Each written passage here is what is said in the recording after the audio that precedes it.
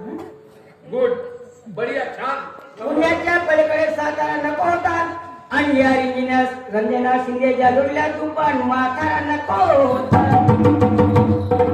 पहा, शब्दाचं माझ्या नीट उत्तर दे ना.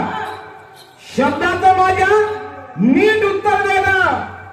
भक्ताकडे जागा वेळगावच्या लिंबू नारळ सव्वा पहिली तांदूळ नेणं आणि कुत्र जर चावलं असेल तर पोटात 14 इंजेक्शन घेणं.